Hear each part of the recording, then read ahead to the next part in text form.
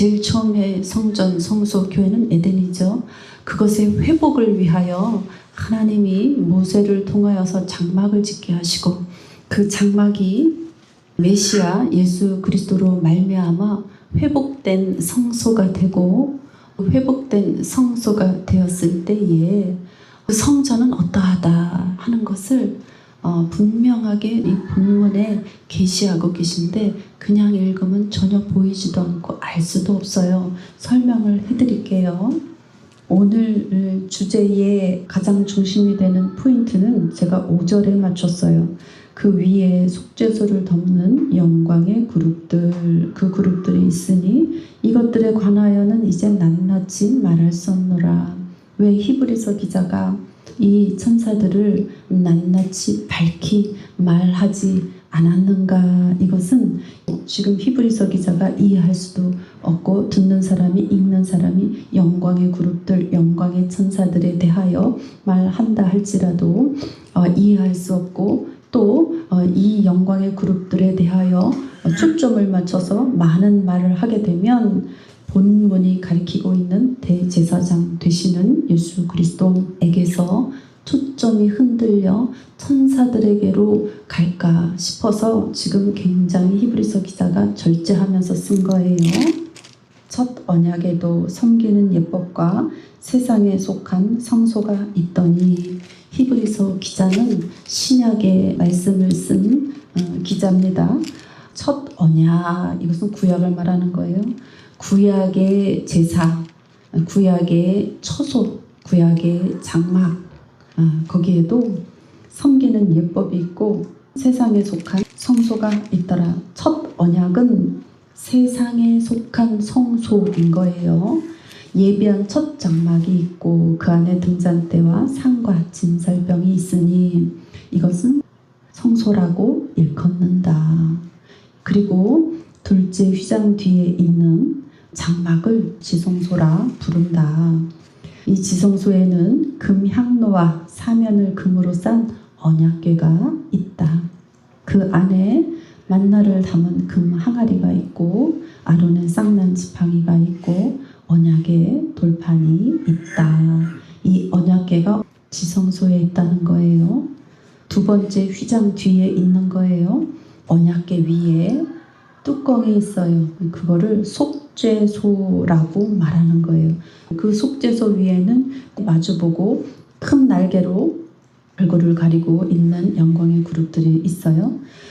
이 모든 것을 이같이 예비하였다. 제사장들이 항상 첫 장막에 들어가 섬기는 예식을 행하고 제사장들은 아론의 자손들이 제사장의 직무를 감당한 거예요. 오직 둘째 장막은 대제사장이 홀로 1년에 한 번 들어가되 지성소에는 대제사장만 들어가요.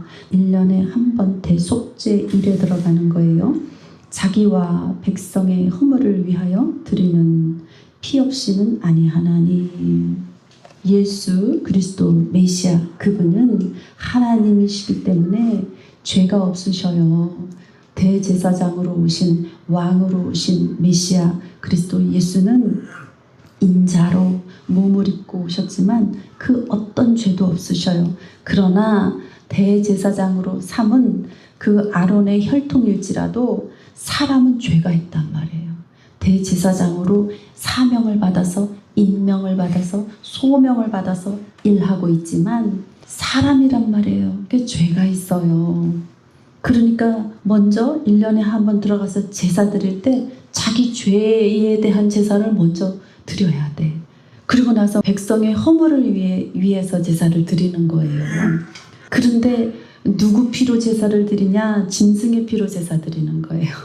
성령이 이로써 보이신 것은 첫 장막이 서 있을 동안에 성소에 들어가는 길이 아직 나타나지 아니했다. 이렇게 얘기해요. 이 장막은 현재까지의 비유니 이에 따라 드리는 예물과 제사는 섬기는 자를 그 양심상 온전하게 할 수 없다. 첫 장막에서 드리는 제사, 짐승의 피로 드리는 이 제사는 비유다. 비유, 그 제사를 곁에 두었다. 아직까지 그 제사를 지내고 있어. 이에 따라 드리는 예물과 제사는 섬기는 자를 그 양심상 온전하게 할 수 없다. 왜 온전하게 할 수 없느냐? 짐승의 피로 드리는 제사이고 죄인이 자기 죄를 사함을 받는 제사를 드리는 제사이기 때문에 그런 거예요. 짐승의 피로 제사를 드려서 죄사함을 받았지만 덮은 거예요. 깨끗함을 받은 게 아니에요. 그냥 덮은 거예요. 가린 거예요. 제물의 피로 그냥 이 마음을, 양심을 그냥 덮은 거예요. 그러니 대제사장이 하는 행위, 지성소에서 드리는 제사 의식이 온전하지 않다는 거예요. 완전하지 않다는 거예요. 이런 것은 먹고 마시는 것과 여러 가지 씻는 일과 함께 육체의 예법일 뿐이다. 개혁할 때까지 이렇게 개혁개정에 번역하였지만 개혁할 때 개혁 디오르도시스 새 질서가 생길 때까지 새 법이 올 때까지 맡겨진 것이다. 맡겨둔 것이다. 새 것으로 바꾸어져야 된다는 거예요. 죄 있는 죄인이 아론의 혈통으로 제사장이 나고 대제사장이 나서 짐승의 피로 지성소에까지 가서 제사를 드렸지만 이것은 반드시 변혁되어질 때가 온다. 그때까지만 있는 육체의 제사의 예법일 뿐이다. 이렇게 말하고 있어요. 그런데 여기서 중요한 것은 뭐냐 하면요. 언약궤에는 뭐가 들어있느냐. 금항아리에 만나가 들어있고 쌍난 지팡이가 들어있고 언약의 돌판들 10계명이에요. 이것은 무엇을 말하느냐.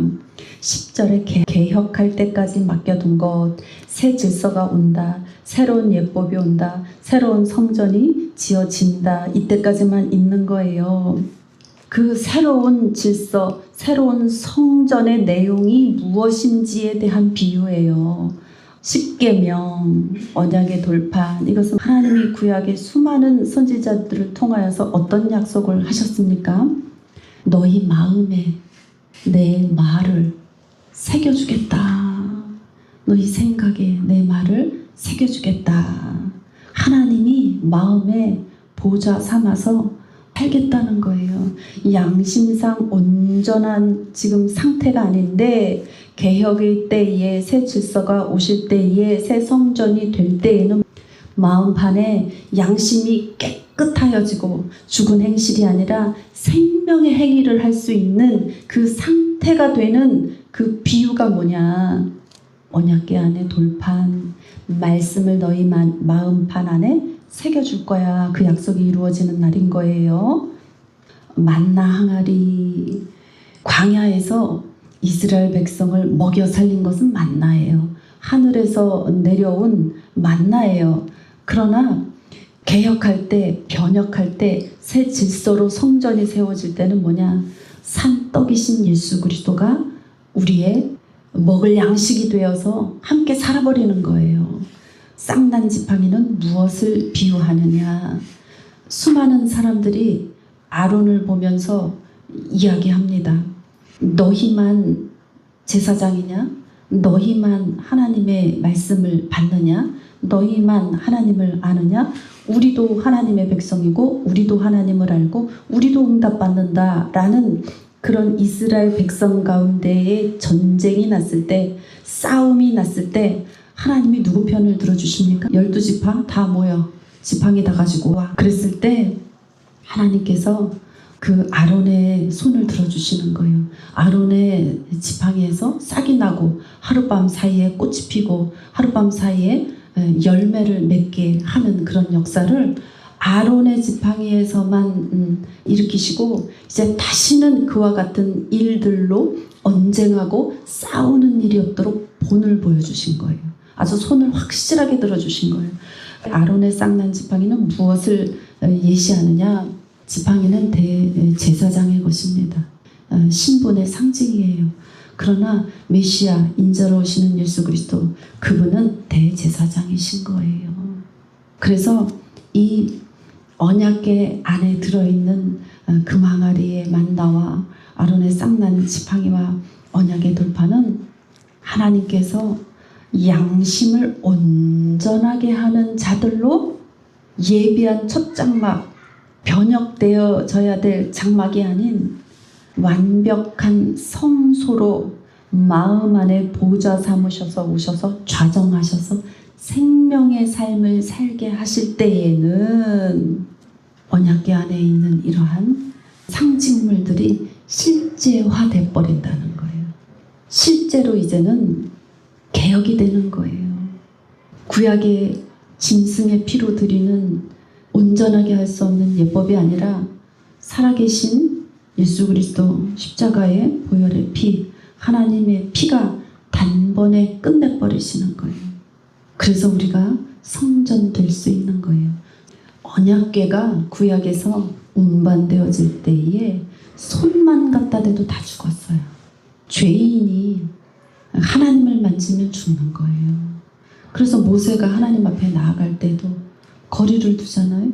이스라엘 백성이 하나님 앞에 나아갈 때도 거리를 두잖아요.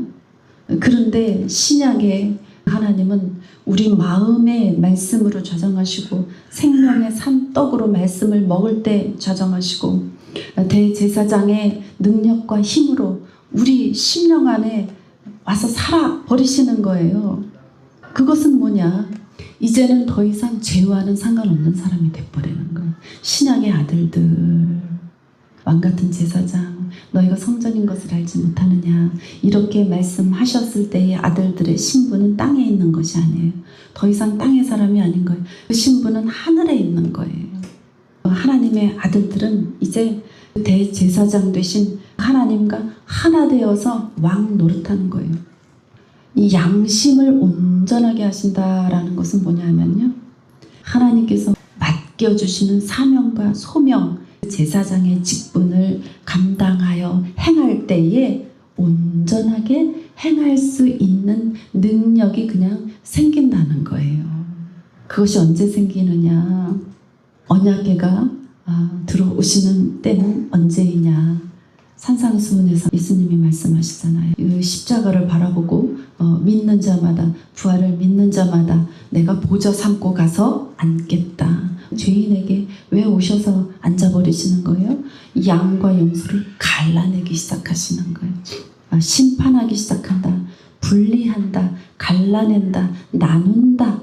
구별해서 따로 세우는 거예요. 우리 마음 안에 온전한 양심과 온전한 생명의 행위를 할 수 있는 데까지 하나님이 심판해 버리시는 거예요. 심판이라고 해석됐지만 제가 누누이 말씀드립니다. 분리하는 일을, 분리하는 작업을 행하시는 거예요. 우리 안에 오셔서. 언약궤는 분명해요. 하나님의 것으로 가득 차지 않으면 지성소에 못 들어가요. 자기 것을 가지고 하나님의 것이라고 우기면 언약궤에 손 대고 쓰러져 죽는 사람처럼 그냥 다 죽어버려요. 예를 들면 이런 거예요. 이 영광의 불과 다릅니다. 이 엘리야는 하늘에서 그냥 불을 내려버리잖아요. 엘리야의 기도로. 그런데 마지막 날을 맞이하는 하나님의 아들들은 어떤 불을 가지고 소유하느냐? 영광의 불을 가지고 소유하게 되는 거예요. 구약의 불은 기적의 불이고 능력의 불이고 은사의 불이에요. 이 시대도 마찬가지예요. 잘 구별해서 보셔야 돼요. 은사의 불, 능력의 불, 하나님의 것으로부터 온 것이 맞아요. 그러나 온전한 마음이 아니면, 깨끗하게 거룩한 마음이 되어지지 않고, 그리고 죽은 행실을 할 수밖에 없는 그 흠으로 가득 찬 양심을 갖고 법궤를 만지면 죽어버리는 거예요. 엘리야의 불은 위에서부터 보이게 내리는 불이지만 영광의 불은 내 안에 좌정하신 보좌에서부터 흐르는 불이에요. 어떤 불이냐? 자기 성질을 태우는 불이에요. 자기 옛사람을 태워버리는 불이에요. 그래서 화려하지 않아요. 누구도 알아주지도 않아요. 그러나 하나님께서 왜 이 일을 시작하셨느냐? 왕 노릇하게 하기 위해서. 하나님 이 일을 왜 시작하셨느냐?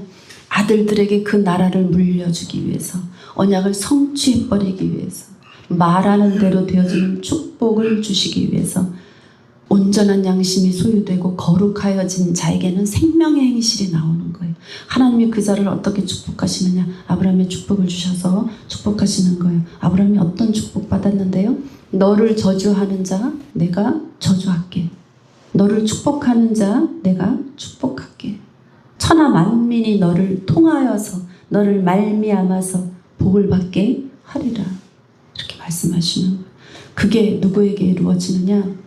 예수님께서 형제라 부르는 자에게, 아버지께서 아들이라 인정하는 자들에게 실제로 일어납니다.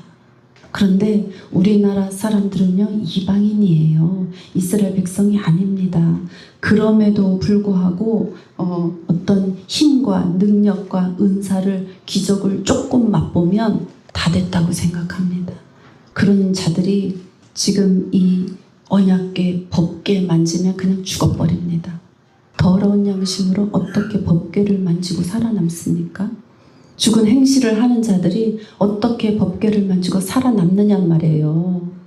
우리는 이방인이에요. 성경에서 말하고 있는 이스라엘은 신정 통치를 했고 하나님을 믿는 나라예요. 제사장이 대통령과 같은 왕과 같은 역할을 감당했던 나라예요. 우리나라의 기본 상식과는 달라요. 그런데 교회 다니면 그냥 본인이 하나님 아들이래, 의인이래.